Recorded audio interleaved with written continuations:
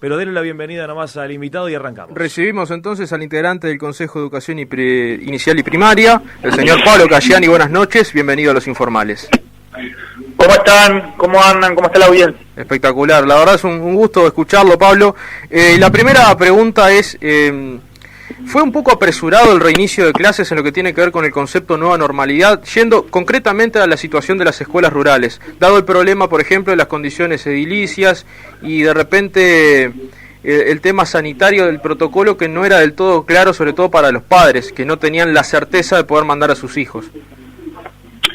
A ver, el concepto de nueva normalidad es bastante viejo para ser nuevo. Sí. No, yo prefiero capaz que comentar cómo hacemos para retomar la presencialidad en un escenario de COVID-19. Sí. Sobre todo por los orígenes, que no nos vamos a extender en eso, que es un tema menor.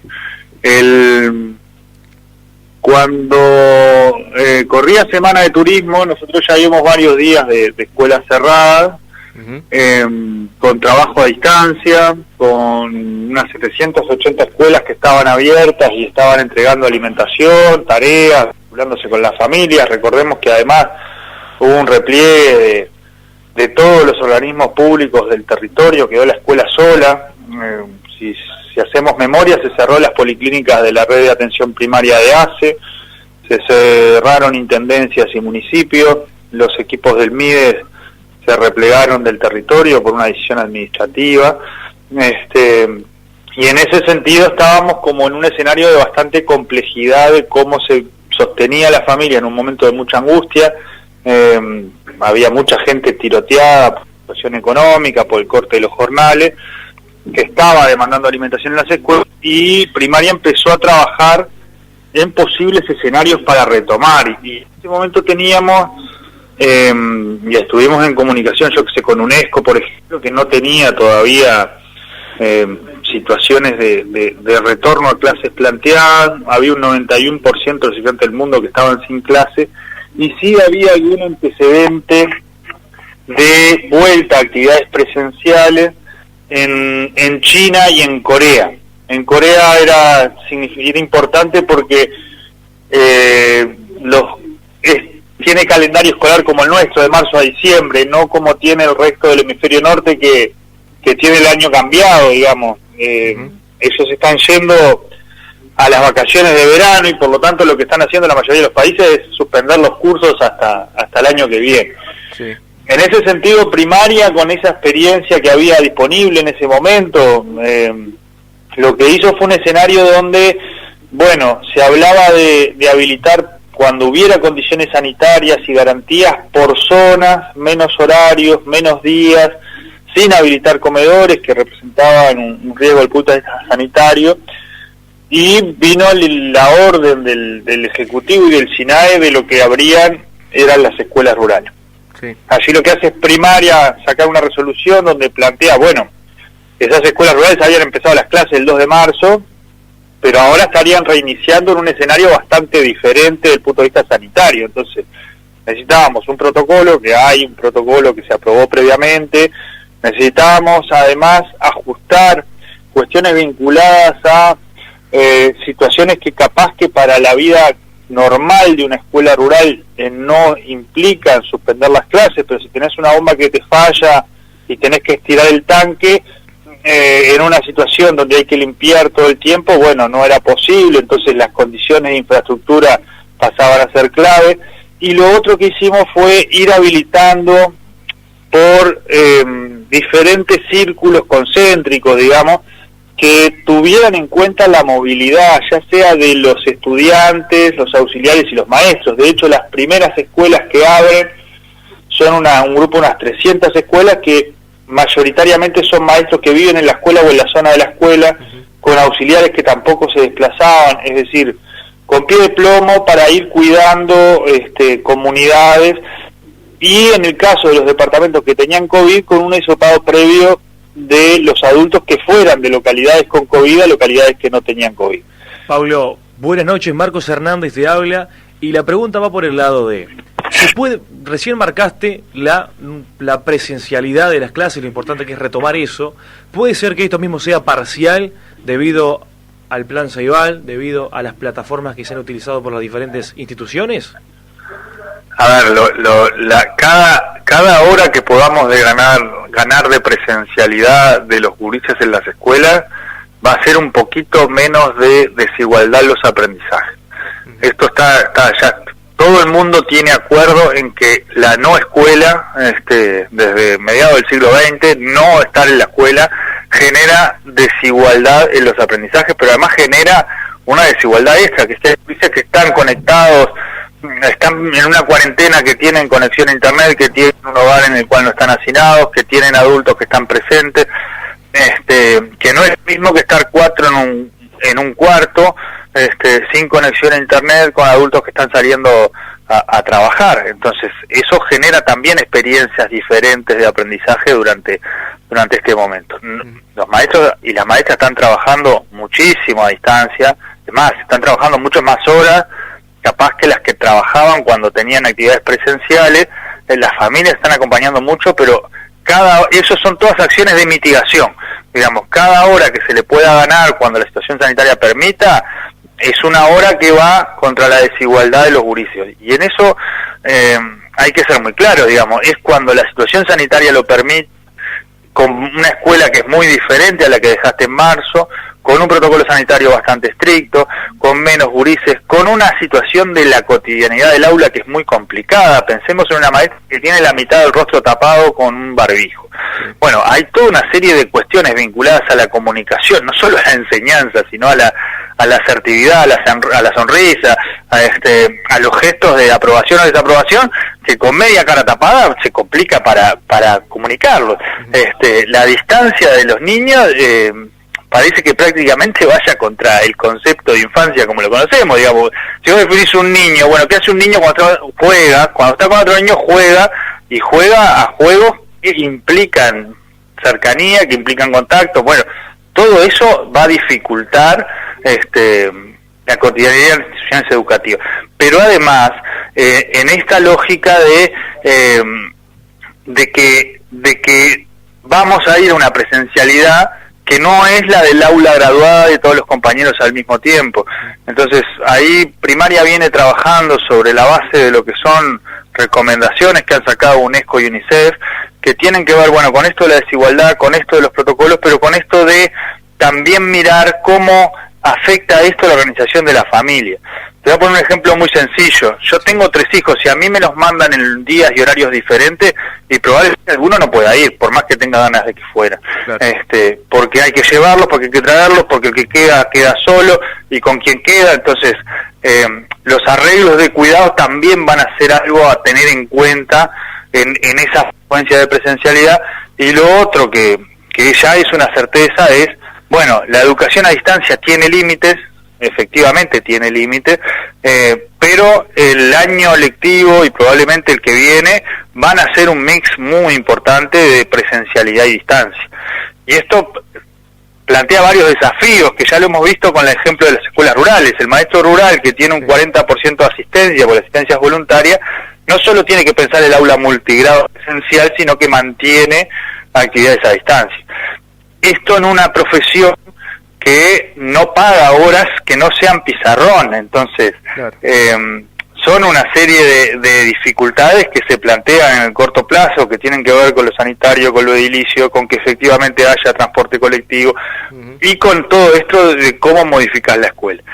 Una vez que se retome la presencialidad, lo otro que hay que discutir es de qué manera se vuelcan más recursos, porque todos los organismos, desde el Banco Interamericano de Desarrollo hasta la UNESCO, están diciendo que esto no sale más barato.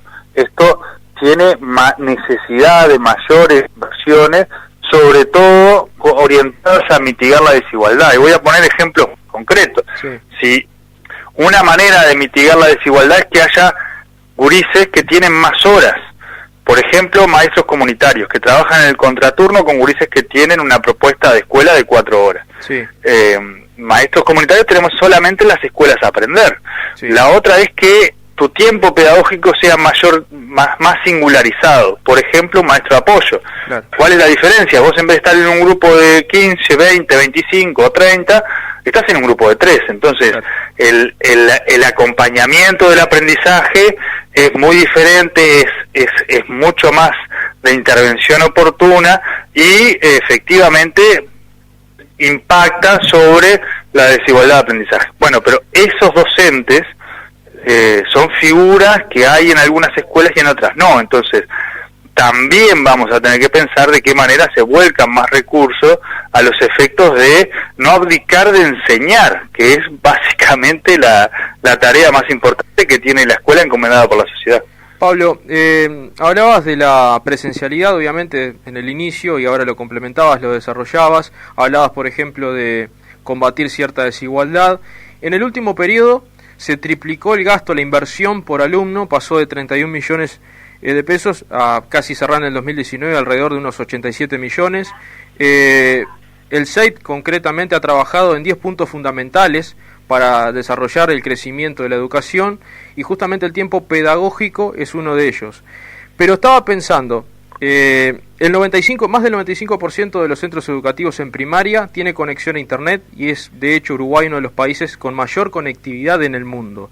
Ahora, esto no se ha podido contrarrestar de pronto en lo que tiene que ver con la condición de infraestructura en escuelas rurales, porque se han visto dificultades muchas, pero no solamente para el traslado en sí, sino también para el propio docente, que de repente cuenta con mayores recursos en lo que tiene que ver con la tecnología. Es verdad que ello atiende a un problema grande para justamente disminuir esos problemas, pero por otro lado también genera otro tipo de situaciones y cambia ciertas prioridades. ¿Cómo esto se puede contrarrestar con esos 10 puntos fundamentales planteados por el Consejo de Educación Inicial y Primaria?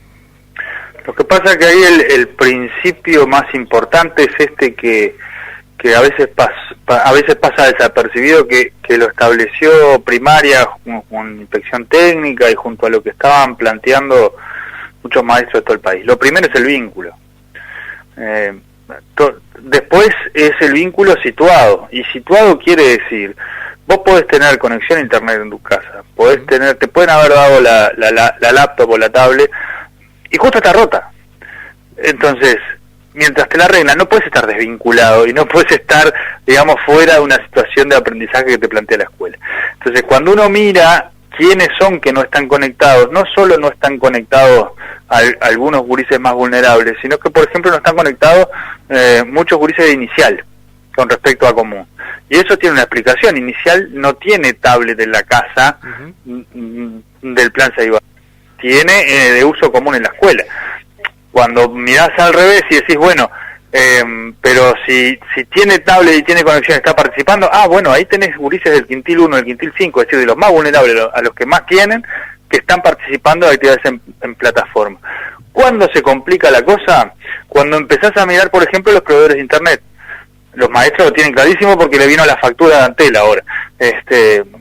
Los .edu, .uy, Antel no los cobra. Movistar y Claro los cobran.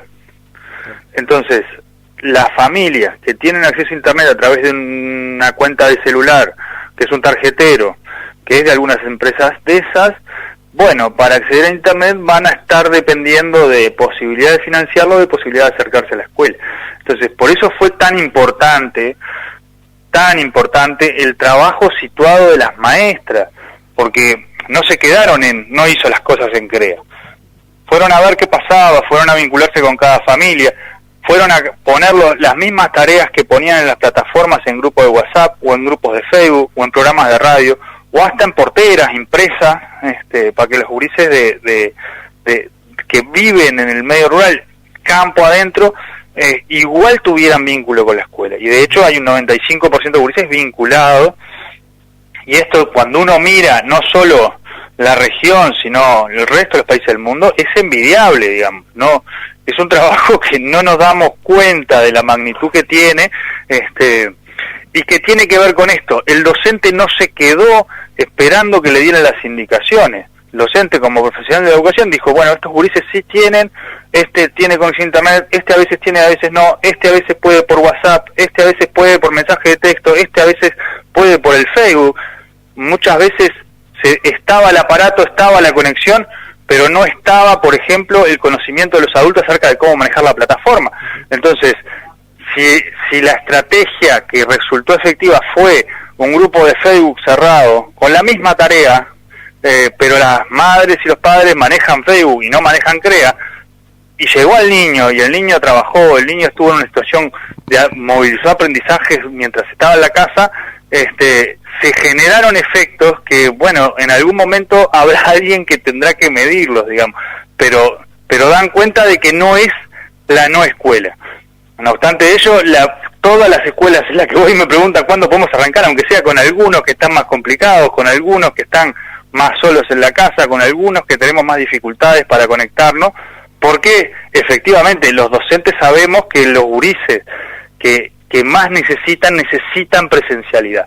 Y esa presencialidad va a ser una escuela que va a ser muy diferente, y esto es importante también que lo entiendan las familias, porque en realidad les va a complicar la vida, en términos de las idas y las venidas, en términos de que no va a ser todo el horario, por ejemplo, en tiempo completo, en términos de que va a tener marcha atrás y marcha adelante, como ha tenido en las escuelas rurales, porque la situación de la pandemia indica que eso será así. Lo que sí necesitamos construir es certeza desde el punto de vista sanitario, que hagan que todo el mundo esté tranquilo, que cuando se pueda retomar la presencialidad, porque las condiciones están dadas, se retome de una manera muy cuidadosa y con un monitoreo constante, que además es lo que recomiendan. Repito, el documento de UNESCO y de UNICEF está disponible, creo que hay algún artículo de prensa el día de hoy que lo levanta, que plantea esto, ¿no? Monitoreo constante de la situación sanitaria para tener respuestas tempranas si hay situaciones que se complejicen en términos sanitarios. Pablo, dos preguntas. Primero, ¿cuál es el balance que se hace a todo el tema de la pandemia en cuanto a la participación de los estudiantes en las clases, a cómo funcionó CREA, a todo el tema virtual? Esa es la primera pregunta. Y la segunda, ¿cómo y cuándo se retoma la actividad? Bueno, la primera pregunta, yo creo que el balance, o por lo menos lo que uno puede ir apuntando al margen, porque para hacer un balance hay que tomarse más tiempo, es que tenemos unos docentes que son formidables, tenemos unas familias que han acompañado de una manera increíble a los gurises, porque si no, no tendríamos estos niveles de conectividad, estos niveles de ir a retirar tareas a la escuela, y tenemos efectivamente una matriz de política pública que puede sostener esta situación de 64.000 almuerzos se distribuyeron hoy en todo el país, en un sistema de emergencia que se creó de un día para el otro. Bueno, esto es parte de lo que construimos los uruguayos en materia de educación pública, y es en un momento además donde hay otras definiciones de política pública que están complicando mucho, sobre todo a las familias más vulnerables. Entonces, el balance primario es positivo en términos de cómo estamos enfrentando esto del COVID-19 en el sistema educativo, y que todavía no tenemos la certeza de que se puede comenzar, pero ya tenemos escenarios de trabajo. Entonces, eso en algo que no tiene antecedentes prácticamente, los primeros antecedentes tienen 3 meses en el mundo, a mí me parece que es un valor que tiene la escuela pública. ¿Cuándo empezamos? No sabemos, dependemos del Sistema Nacional de Emergencia y de cómo estipule que se retoma la presencialidad. Reitero, las experiencias de otros países hablan de menos días, menos horas, pero a veces habilitan por zonas, a veces habilitan por niveles, y en esa espera estamos, digamos. Creo que todos estamos en esa espera. ¿Ha habido comunicación con el SINAE, con Presidencia, con los diferentes sectores de la educación uruguaya para retomar? No, ha habido anuncios de que iban a hacer anuncios, y los hicieron por prensa. De hecho, el día que anunciaron que iban a anunciar, estábamos reunidos en el CODICEN, todo el Consejo Directivo Central, todos los consejos desconcentrados, haciendo una puesta a punto de cómo veníamos en este periodo de tiempo que estábamos hasta ese día, y con qué proyecciones podíamos pensar, o en qué escenarios pensar retomar la presencialidad, y ahí salió el anuncio del anuncio. Así que ahora estamos esperando que el anuncio se anuncie el jueves, como estableció el presidente. O sea que no ha habido ningún tipo de contacto, ni siquiera de una alerta de spoiler, como le llamaríamos nosotros, por parte del presidente de la República. No, y en el caso de primaria, además, ustedes tengan en cuenta que parece que estuviéramos quietos, pero en realidad tenemos 2/3 partes de las escuelas abiertas. Exacto. Porque tenés 780 urbanas, y unas 1000 y poco urbanas, y 822 rurales al día de hoy, de unas 1000 y poquito de rurales. Exacto. Es decir, en las 780 urbanas no están yendo los niños, pero las escuelas abren todos los días, reciben la alimentación, entregan tareas, se vinculan con la familia. No es que estemos esperando a que algo para movilizarnos. No, primaria está bastante movilizada. A veces esa perspectiva se pierde desde cómo se hace la crónica, pero sí, en ese escenario estamos. Más de 2/3 partes de las escuelas del país están abiertas todos los días. Dos preguntas, Pablo. Lo primero, la integralidad, ¿cómo puede incidir en el combate a uno de los casos más preocupantes en lo que tiene que ver con las denuncias que llegan permanentemente de violencia a diario en el país? Y me refiero a la violencia infantil, que se invisibiliza un montón en lo que tiene que ver con el trato de la opinión pública, y hago la autocrítica también en los medios. Lo otro es, en este nuevo panorama, en este contexto donde la agenda claramente se tiene que ayornar a una crisis que se presentó, ¿cómo puede esto proyectarse en lo que tiene que ver con uno de los puntos principales también de esos 10 planteados por el CEIP, que tiene que ver con el desarrollo de los campamentos y el programa curricular de verano? Bueno, esta es una pregunta interesante, porque todos los que tienen más de 20 años están escuchando, cuando piensan en la escuela, tienen la referencia de su escuela, claro, de su ida a la escuela y de su tránsito por la escuela. Y en esa escuela estaba en general la maestra sola con el grupo, en general por esos años además con un grupo que probablemente estuviera bastante superpoblado. Y la escuela que van mis hijos hoy, y la que está hoy en todo el país, es bien diferente. No es una escuela de la maestra sola, es una escuela donde hay educación física, donde hay una segunda lengua, donde hay educación artística, donde hay robótica o programación, donde hay pensamiento computacional. Es una escuela donde las figuras de adultos de referencia docente son mucho más heterogéneas que la maestra. Está el profe de educación física, el tallerista de arte en general no es maestro, bueno, ni que hablar la profesora o el profe de inglés, en el caso de que es remoto, además a veces ni siquiera está en el país, y eso enriquece la propuesta educativa sin lugar a dudas. De hecho, los sectores medios y los sectores altos pagaban por tener una segunda lengua, o por tener actividades de educación física más allá de lo que se planteaba en la escuela, y hoy en día pagan por tener actividades de robótica si en la escuela no tienen robótica los gurises. Es decir, es una construcción de una política pública que da posibilidades a todos de acceder a propuestas de calidad, pero además con esa integralidad.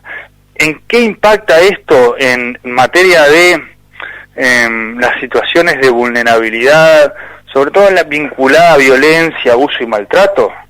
Bueno, en general las escuelas son el lugar donde los gurises denuncian, y eso tiene mucho que ver con la construcción de los límites que se establecen vinculados a lo que me hace bien, lo que me hace mal, el conocimiento de la corporalidad, y otra serie de cuestiones que son posibles abordarlas porque tenemos este abordaje más rico de conocimiento en las escuelas. Si vos me preguntás qué escuela es mejor, una escuela solo con la maestra o una escuela con todas estas otras figuras y estos otros aprendizajes, yo creo que es mejor una escuela con todos estos aprendizajes, porque además uno puede elegir lo que conoce. Yo no pude elegir robótica porque no entiendo nada de robótica. Nunca tuve un taller de robótica. Así como lo mismo sucede con cualquier expresión artística o con la matemática entonces yo creo que estamos construyendo mejores ciudadanos porque tienen más opciones de qué elegir para estudiar, para profesionalizarse, para tener un hobby, y esto no sé cuánto va a revertir o no una situación de desigualdad, pero estoy seguro que van a ser gurises más plenos que los que fueron los anteriores. Pablo, ¿cómo se le va a hacer entender a los padres todo lo que estabas contando recién? Porque muchas veces los padres justamente son reacios a la realidad que viven los niños. ¿Cómo se va a hablar con ellos y explicarles el tema de que, bueno, van a tener que ir en diferentes horarios, en grupos reducidos, haciendo y llevando un protocolo que quizás no sea lo normal? ¿Cómo se le va a hacer justamente, cómo se le va a hacer y se le va a dar entrada a los padres en esta nueva normalidad escolar? Una de las claves es una buena comunicación, pero otra es esto que mismo plantea el escenario de trabajo que tiene Inspección Técnica de Primaria, que es que se va a armar esa escuela mirando los arreglos de cuidados que tiene la familia. Es decir, si mi hijo va con el primo, que es el vecino a la escuela, bueno, eso va a tener que ser considerado en cómo se arme el esquema de presencialidad, porque si separás a un niño chico de su primo más grande, que es con el que va a la escuela, en realidad está generando un doble problema. Claro. Y creo además que la población está con mucha conciencia de cómo tiene que proceder frente a esta situación. Vos fíjate que, reitero, 780 escuelas urbanas abiertas, en un momento donde el Estado se había replegado absolutamente, estamos hablando entre marzo y finales de abril, y no hubo un solo problema en una escuela. Uh-huh. Y mirá que había angustia, Sí. Una persona que va todos los días a buscar 2 o 3 almuerzos para sus hijos es porque realmente lo necesita, está pasando por una situación en la cual está complicada. Y no hubo una sola situación en todo el país de problemas entre las comunidades y las escuelas. Yo creo que esto habla mucho del carácter de la comunicación que tienen cada una de las instituciones, sus docentes, sus auxiliares, con las comunidades en las cuales están trabajando, y me parece que es una fortaleza que tenemos que va a sañar bastante esta escuela diferente, más incómoda, más movida, que es la que vamos a poder tener cuando volvamos a la presencialidad. Pablo, hoy tenemos la certeza de la continuidad del plan de salud bucal, por ejemplo, que atendió a 950 escuelas, por ejemplo, números más, números menos, y que esas 950 escuelas son de contextos vulnerables, y entre ellas las escuelas rurales, justamente, y hablamos de aproximadamente unos 75.000 niños que fueron abarcados por este sistema. Sí, a ver, todo lo que tiene que ver con salud bucal, salud ocular y un planteo que hubo de comenzar con el tema auditivo, pasó el año pasado, en el segundo semestre, a la órbita de ACE. Sí. El programa se llama María Auxiliadora, si yo no estoy muy equivocado. Sí, nosotros esperamos que ese tipo de prestaciones que el sistema de salud tenía con las escuelas, que son espacios donde es muy importante lo que se trabaja en educación para la salud durante el año normal, pero además es un lugar que se ha elegido hasta para desarrollar la campaña de vacunación de HPV, por ejemplo, cambiando el certificado de vacunación en las edades para poder vacunar en 6º año, porque garantiza universalidad. Entonces, un país que cree en la igualdad no puede dejar de dar esos servicios en los lugares donde están los gurises, y menos lo de salud bucal, porque si hay algo que se nota hay un lugar donde se nota la pobreza, es en la sonrisa. Es verdad. Siempre es un aspecto que es de lo más visible de la desigualdad. Exactamente. Pablo, ha sido un placer, realmente muy amable, y te esperamos pronto nuevamente los informales. La verdad que un gusto, una muy buena charla, y me parece muy completa. Bueno, gracias a ustedes, espero que anden todos bien por ahí por Durazno. Cuídense, esto es como la lluvia, en algún momento pasa, después habrá que ver cuánto rompió, cuánto nos cambió.